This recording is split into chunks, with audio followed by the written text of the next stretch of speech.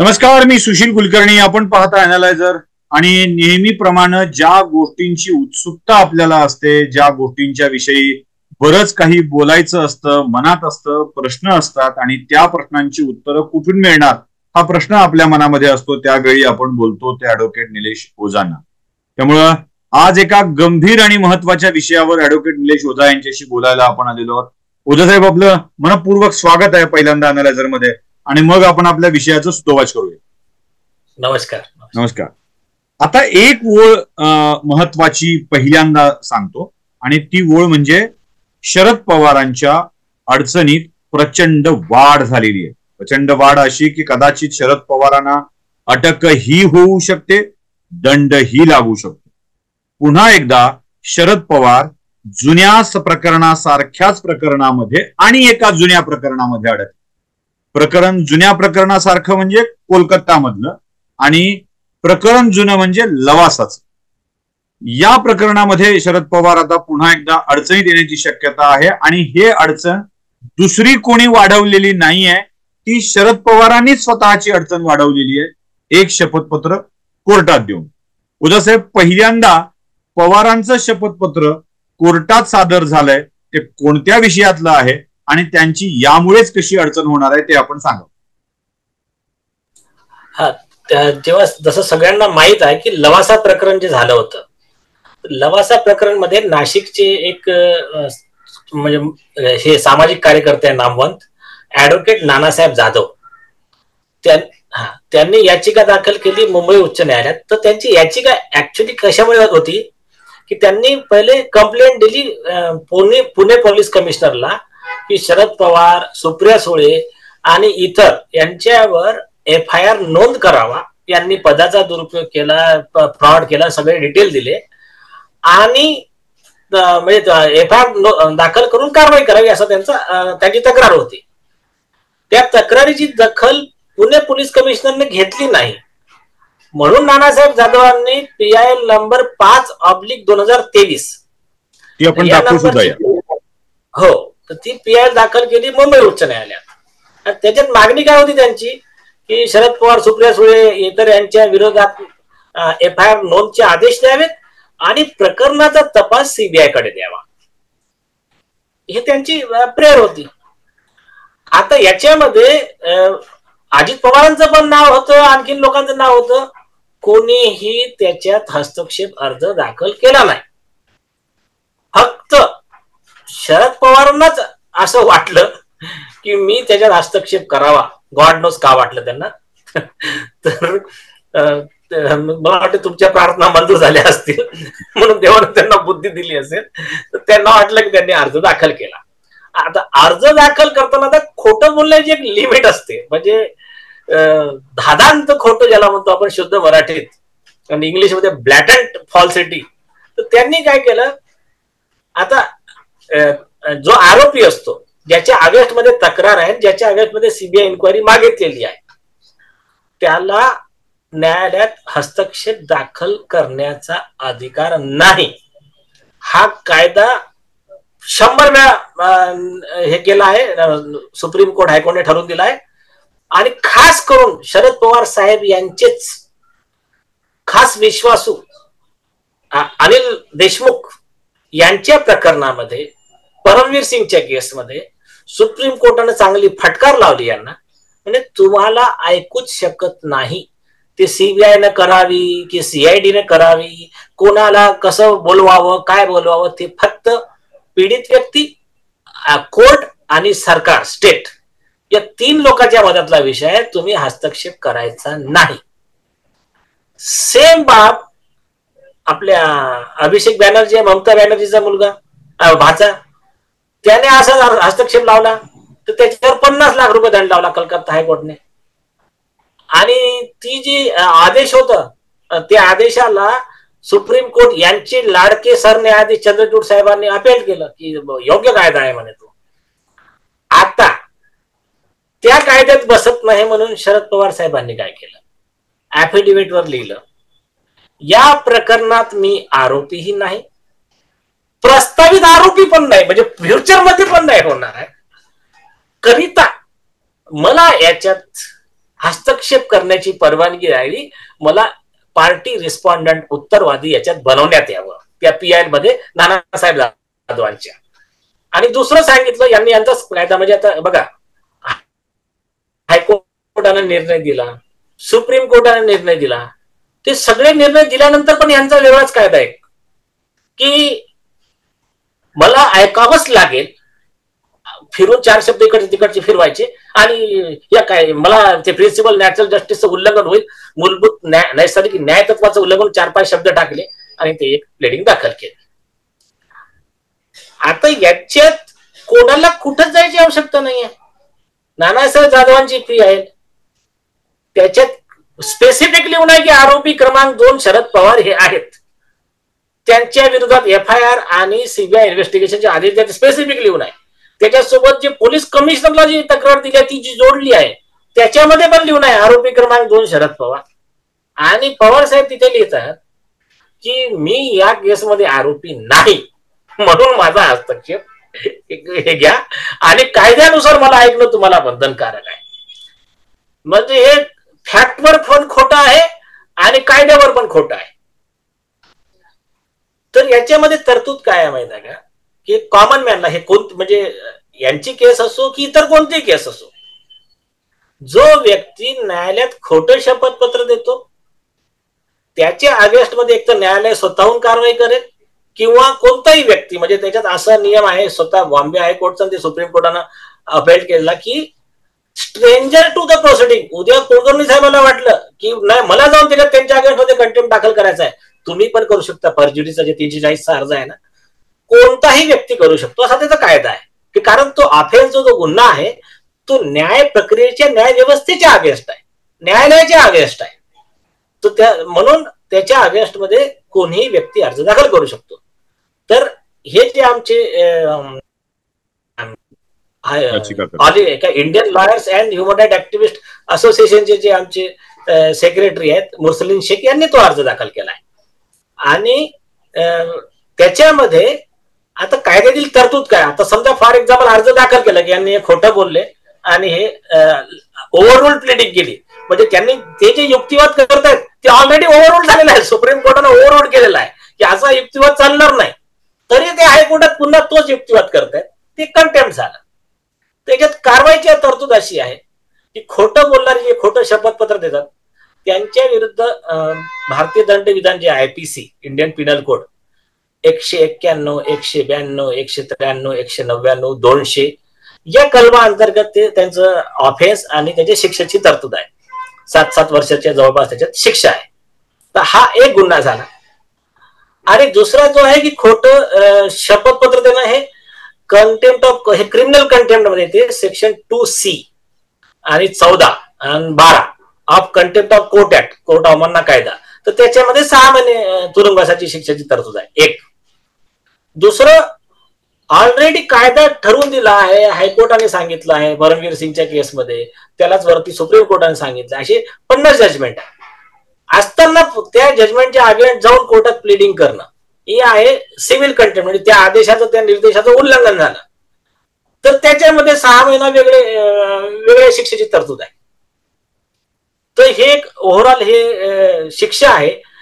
शरद पवारांनी ही चूक दुसऱ्यांदा केली आहे. आय थिंक आपणही या विषयावर एक भाष्य केलेलं आहे कोलकाता प्रकरणातलं.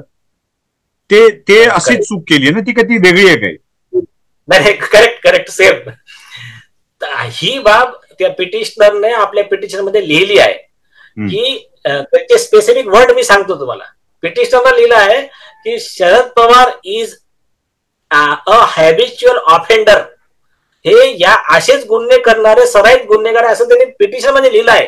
कारण या आधी असंच खोटं शपथपत्र कलकत्ता उच्च न्यायालयात दिलं होतं जगमोहन दालमियाच्या केसमध्ये, आणि त्या केसमध्ये कलकत्ता हायकोर्टने डायरेक्शन दिले होते की शरद पवार आणि इतर त्याच्यामध्ये एक ऍडव्होकेट शशांक मनोहर पण होते, यांच्या विरोधात केस दाखल करावी. कोर्ट त्याच्यामध्ये फिर्यादी झालं होतं, कोर्टचे रजिस्ट्रार फिर्यादी होते. तर ते एक झालं.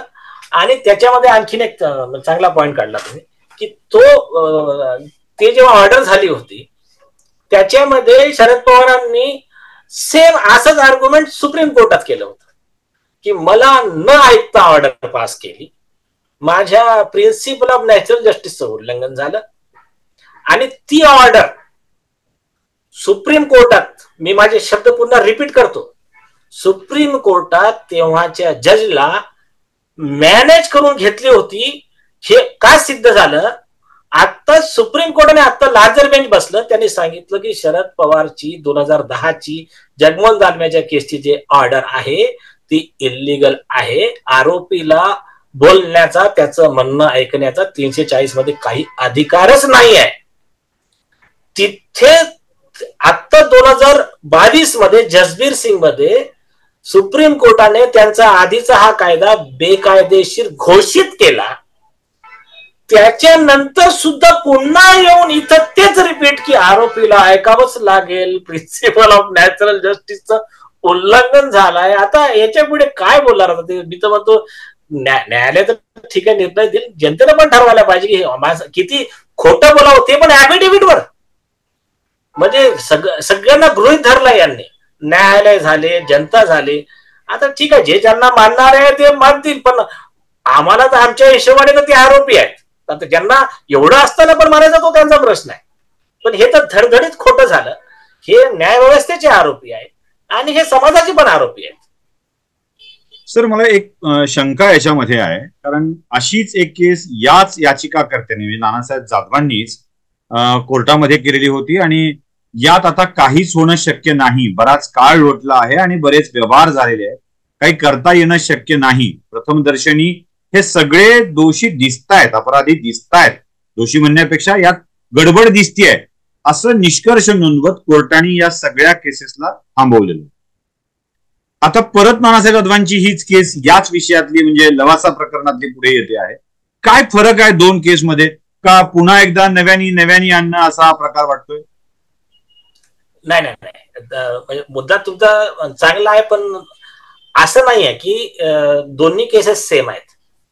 पहिली गोष्ट, ते जे आधीचा ऑर्डर झाले होते 2022चे, त्याच्यामध्ये बॉम्बे हायकोर्टने जो निर्णय दिला होता की खूप वेळ झालेला आहे आणि म्हणजे कोणाच्या जमिनी घेतल्या, तिथे प्रोजेक्ट चालू झाला, जे काही त्यांनी त्यांचे म्हणजे मत नोंदवले, पण हे सांगितलं की याच्यात ही अशी हे चुका प्रायमा फॅसी दिसतात. म्हणून आता सिव्हिल पीआयएल मध्ये की आम्ही ते सगळं ते पुन्हा हे करा, रिव्हर्स करा, ते आम्ही करणार नाही असं हायकोर्ट बोललं होतं. पण ते आदेश नानासाहेब जाधवांनी सुप्रीम कोर्टात चॅलेंज केले. सुप्रीम कोर्टाने त्यामध्ये दखल घेऊन नोटिसेस काढलेले आहे. मॅटर सुप्रीम कोर्टात सबज्युडाइस आहे, म्हणजे ते हायकोर्टचा आदेश अंतिम नाही. एक. आणि दुसरी गोष्ट, फार महत्वाची गोष्ट, सिव्हिल वेगळं असतं, क्रिमिनल वेगळं असतं.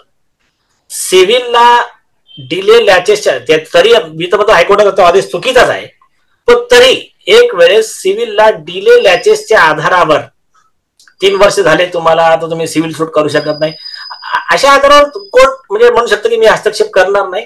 आणि त्याच्यात कोर्टाने हे सांगितलं की पीडित शेतकऱ्याची पिटिशन नाही आहे, म्हणजे पीडित शेतकऱ्याने हे पण आहे की पीडित शेतकरी त्याचे अधिकार अबाधित आहे, त्याच्यासाठी कोर्टाचा काही हस्तक्षेप नाही आहे.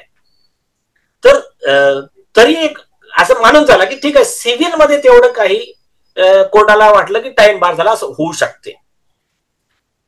क्रिमिनल मध्ये शरद पवारांच्या अगेन्स्ट मध्ये नानासाहेब जाधवांनी आरोप लावले आहे IPC 409, म्हणजे मिसअप्रोप्रिएशन ऑफ पब्लिक प्रॉपर्टी, आणि त्याच्यामध्ये शिक्षा आहे आजन्म कारावास, जन्मठेप. तर या 3 वर्षाच्या जास्त शिक्षा जेव्हा क्रिमिनल लॉ मध्ये असेल, IPC मध्ये, त्याला गुन्हा दाखल करण्याकरिता तक्रार द्यायला कोणतीच टाइम लिमिट नाही असं 468 CRPC मध्ये कायद्यात लिहून ठेवला आहे. तो 25 वर्षानंतर पण देऊ शकतो, 70 वर्षानंतर पण देऊ शकतो. त्याच्यामध्ये क्रिमिनल मध्ये कोणतंही बंधन नाही. आणि ही जी आताची PIL फाईल केली आहे ती क्रिमिनल PIL आहे. त्यांनी FIR अँड CBI इन्व्हेस्टिगेशन मागितलं आहे. म्हणजे कोणी त्याला डिले केलं किंवा त्या काळात यांची चलती होती, यांनी लोकांना पुढे येऊ दिलं नाही, पोलीस मॅनेज केले, या आधारावर आरोपी वाचू शकत नाहीत. म्हणून ह्या दोन्ही केस तशाही डिफरंट आहेत आणि लॉ मध्ये पण डिफरंट आहेत. म्हणजे लॉ मध्ये पण त्याचा याच्यावर काही परिणाम होणार नाही. आणि दुसरी गोष्ट, मी तर म्हणतो पिटिशनचं मेरिट तर बाजूलाच ठेवा तुम्ही. नानासाहेब जाधवांची पिटिशन हायकोर्टाने पहिल्या दिवशी सांगितलं, हायकोर्टाने हे नाही सांगितलं की तुमची मेंटेनेबल नाही आहे. हायकोर्टाची ऑर्डर आहे, मी तुम्हाला ऑर्डर पाठवतो, चीफ जस्टिस देवेंद्र उपाध्याय साहेब आणि जस्टिस आरिफ डॉक्टर यांची. त्याच्यामध्ये सांगितलं की तुम्हाला याच्यामध्ये तरतूद आहे, तुम्ही मजिस्ट्रेटकडे जा आणि FIR नोंदीचे आदेश घ्या 156(3) नुसार, असं पहिल्या दिवशी सांगितलं. पण नानासाहेब जाधवांनी सांगितलं की नाही, मजिस्ट्रेटला सीबीआयचे अधिकार नाही आहेत, त्याच्यावर मी तुम्हाला कन्व्हिन्स करतो. मग कोर्ट बोला ओके ठीक आहे, पण वरचा पार्ट पूर्ण लिहिला ऑर्डर मध्ये आणि नंतर सांगितलं की या मुद्द्यावर पुढचं आर्ग्युमेंट एक डेट लावेल. म्हणजे हायकोर्टाने हे नाही म्हटलं की तुझी पिटिशन मेंटेनेबलच नाही आहे म्हणून. आणि त्यावेळेस शरद पवारांचे वकील तिथे उपस्थित होते, त्यांच्या समोर ती ऑर्डर झालेली आहे एक. आणि आता मी म्हणतो 2 मिनिटासाठी असं मानून चला, नानासाहेब जाधवांची पिटिशन मेंटेनेबलच नाही. कोर्ट म्हणतो की तुम्ही मजिस्ट्रेटकडे झाला पाहिजे पहिले, तो ऑर्डर करेल FIRचा. तरी सुद्धा शरद पवारांनी जे खोटं ऍफिडेव्हिट दिलं आणि जे सुप्रीम कोर्टाच्या आदेशाच्या विरुद्ध जाऊन जे आर्ग्युमेंट ऍफिडेव्हिट वर दिलं, त्याच्यामध्ये माफी नाही.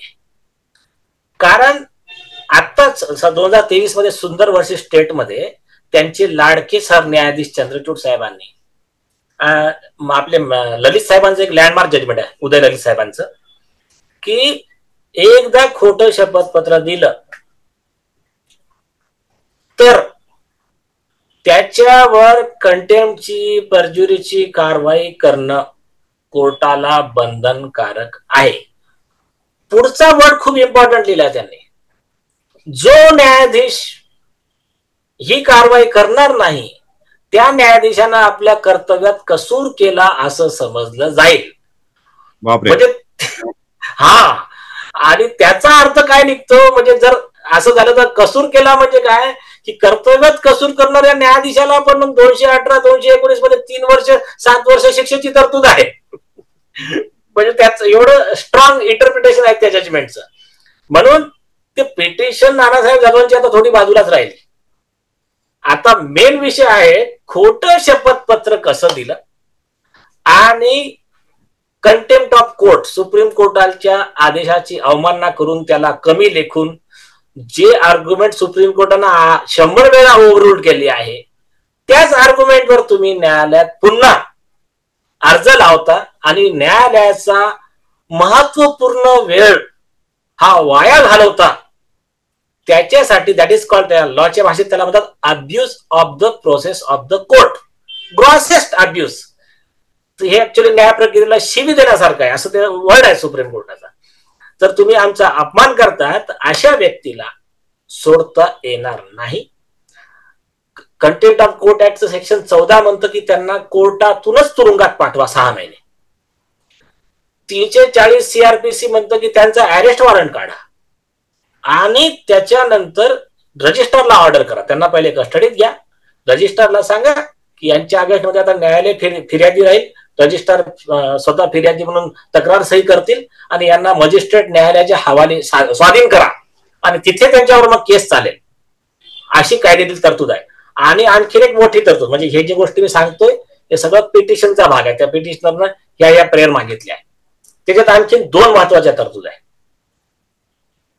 दुसरं पण जजमेंट हे यांचे लाडके सरन्यायाधीश चंद्रचूड साहेबांचंच आहे. त्यांनी आपल्या आदेशात सांगितलं की जो व्यक्ती न्यायालयाची फसवणूक करतो, न्यायालयात खोटं शपथपत्र देणं वगैरे हे कामं करतो, खोटे डॉक्युमेंट देणं, त्याला दुसऱ्या आरोपी सारखं जामीनचा त्याचा विचार नाही करायचा, त्याला तुरुंगात ठेवूनच केस चालवायची. नवीन सिंग वर्सेस स्टेट 2021चं जजमेंट आहे. तर आता म्हणजे now question is of the will of the state, की आता हस्तक्षेप पण दाखल झाला, कायदा पण टाईट आहे, एकदम स्ट्रिक्ट आहे. न्यायालयात प्रकरण आहे. आता एक आणखीन जर पोस्ट लावला तर खरं एक लॉ काय म्हणतो, prosecution of offender is obligation of the state. म्हणजे जर एखाद्याने गुन्हा केला तर त्याला कारवाई करण्याची, त्याच्यावर त्याला शिक्षा घडवून आणण्याची ही जबाबदारी सरकारची असते. कारण आपल्या टॅक्स पेअरच्या पैशातून ते पोलीस, सरकारी वकील सगळ्यांचा पगार निघतो. ऍक्च्युअली हे काम सरकारनं करायला हवं. पण आता हे यांनी लावला अर्ज. म्हणजे यांचा बघा आता किती विरोधाभास आहे की फडणवीस साहेब त्यांचं जे गृह मंत्रालय आहे ते पवार साहेबांच्या आदेशमध्ये थोडं सॉफ्ट चाललंय. म्हणजे आता जर यांनी मनात आणलं असतं ना, मला तरी वाटते कायद्यानुसार आतापर्यंत हे सगळं सोक्षमोक्ष लावून गेले असते आतमध्ये.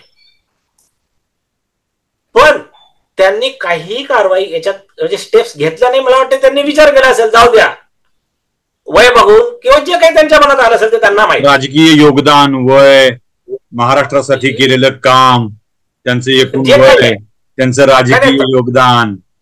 नाही तरी ना फडणवीस साहेब थोडे जरा लिबरल आणि थोडे संस्कारी माणूस आहे. ते जरा जाऊ द्या. मी असं बघितलं की ते असं मनात असं ग्रस ठेवून खुलशीपणा असं नाही करत, असं माझा आतापर्यंतचं ऑब्झर्वेशन आहे. त्याच्या उलट या लोकांनी काय केलं की फडणवीस यांना मोकोकामध्ये फसवण्याकरता तुम्हीच ते डिस्क्लोज केलं, पूर्ण प्लॅन केला, पूर्ण पेन ड्राईव्ह ते सगळं की आता असं करायचं, मग तो अर्ज देईल, मग तो त्यांचं नाव घेईल, हे सगळे त्यांचे जे काही प्लॅनिंग होते. तर ते ठीक आहे, प्रत्येकाचे आपले आपले म्हणजे काय त्यांची सोच, त्यांचे संस्कार त्यांच्या पाठीशी. पण आमचा आरोप आहे पण की सरकारने याच्यात कारवाई करायला हवी होती. सरकारने कारवाई केली नाही, म्हणून या तिसऱ्या संघटनेला याच्यामध्ये अर्ज द्यावा लागत आहे. आता फक्त आपल्या माध्यमातून एवढीच विनंती आहे सरकारला की तुम्ही हे बघू नका ना कोण आहे काय आहे. न्यायालयाला सांगा की हा कायदा आहे, चूक ज्याने केली असेल त्याला तुरुंगात जाऊ द्या. जर त्यांनी चूक नाही तुम्ही चेक करून. याच्यामध्ये आणखीन एक, त्याच्यामध्ये प्रिलिमिनरी इन्क्वायरी शब्द आहे 340 मध्ये काय असते की इन्क्वायरी करावी लागते हायकोर्टला. तर त्याच्यात सुप्रीम कोर्टात इन्क्वायरी काय, तुमचं रेकॉर्ड जेव्हा रेकॉर्डवर उपलब्ध आहे तर 2 मिनिटाची इन्क्वायरी आहे. शरद पवार साहेब हे शपथपत्र तुम्ही मी आरोपी नाही म्हणताय आणि हा अर्ज यात आरोपी या 2 नंबरचा आहे असं दिसतंय. इन्क्वायरी बस विनिश 2 मिनिटाचं काम आहे. तर माझ्यामध्ये चेक अँड मेट असंच हा विषय आहे. आणि याच्यात एक आणखीन दुसरा एक सिरियस विषय आहे तो म्हणजे त्यांनी एक रिक्वेस्ट केली आहे अप्लिकंटने की 100 कोटी रुपये मिनिमम दंड लावावा शरद पवार यांच्यावर. आता ती प्रेयर कशाच्या आधारावर मी सांगतो की सुप्रीम कोर्टाने असे 50 का 100 जजमेंट दिले की जो व्यक्ती न्यायालयाचा वेळ घालवतो, खोटे शपथपत्र देतो. कारण आता जो वेळ हा पीडित दुसरे जे लोक आहेत त्यांच्या केसेस ऐकण्यासाठी जो वापरला जाऊ शकला असता, तो वेळ अशा चुकीच्या याच्यामुळे या लोकांनी खाल्ला आणि त्याच्यामुळे प्रकरण लांबलं.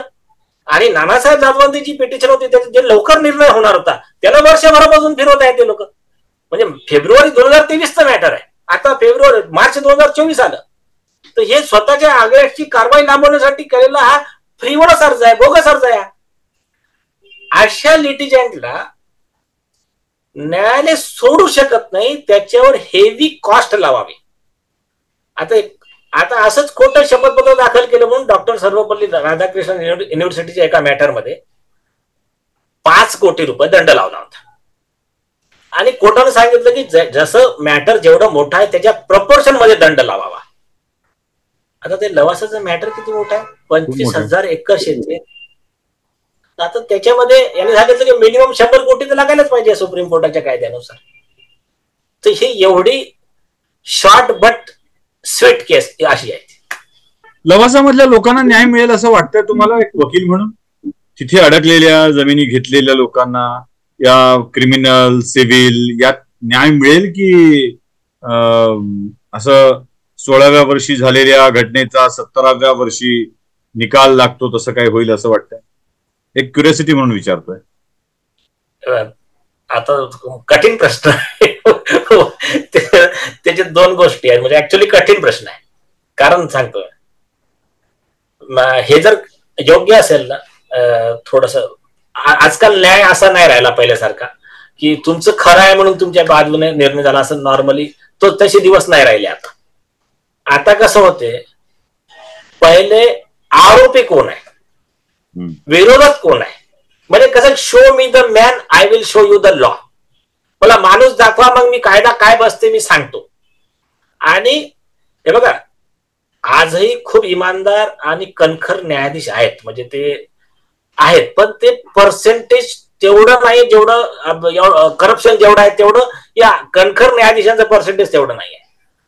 आता आणखीन एक बेस्ट एक्झाम्पल मी सांगायचंच विसरवलं, म्हणजे तुम्हाला आठवते आता ते चंदीगडच्या इलेक्शन मध्ये आपले कैलास मसीह त्यांनी म्हणे बीजेपी सोबत सपोर्ट केला, ते आपचा महापौर निवडून ते मॅटर आलं होतं, त्याच्यामध्ये तो खोटा बोलला, तर त्याच्यावर ह्याच सेक्शन मध्ये चंद्रचूड साहेबांना शोकॉज नोटीस काढली, ज्या सेक्शन मध्ये शरद पवार यांच्या विरोधात बॉम्बे हायकोर्टात दाखल केलाय. म्हणजे आणखीन लोकांना डाऊट नको की असं काही होऊ शकते का, आताच काढली आहे ते. आणि 15 मार्च आजचीच तारीख होती त्याच्यामध्ये हिअरिंग साठी. तर तुझं उत्तर दे जे काय आहे, तर 340 CRP हे सेक्शन जे खोटं शपथपत्र दिलं तुझ्यावर आता प्रॉसिक्युशन होणार. हा, आता तुमच्या त्या मुद्द्यावर येतो की कसं असते की नॉर्मली काय होतं की मोठा जर असेल ना आरोपी, पोलीसवाले रिलक्टंट, आता ते शरद पवारांवर कोण गुन्हा दाखल करणार. ते झालं की आता मग पोलिसांना ऐकलं, तो माणूस गेला पोलीस कमिशनरवर, पोलीस कमिशनरनं पण नाही दाखल केला. आता पहिले सरकार यांचं होतं, उद्धव ठाकरे आणि गृहमंत्री अनिल देशमुख, त्यांचा गृहमंत्रीच तुरुंगात गेला. मग तर आता तेव्हा काही झालं नाही. पण आता नंतर लोकांना अपेक्षा होती की आता फडणवीस साहेब आल्यावर काहीतरी होईल. पण प्रॉब्लेम काय झाला की फडणवीस साहेबांना या लोकांनी एवढं दुसरे आरोप करून हे करून एवढं गुंतून ठेवलं, आणि तशी त्यांचं की त्यांना थोडंसं वाटतं की मी काही करायला गेलो की यांना वाटतं की ह्या राजकीय जात समोर येते,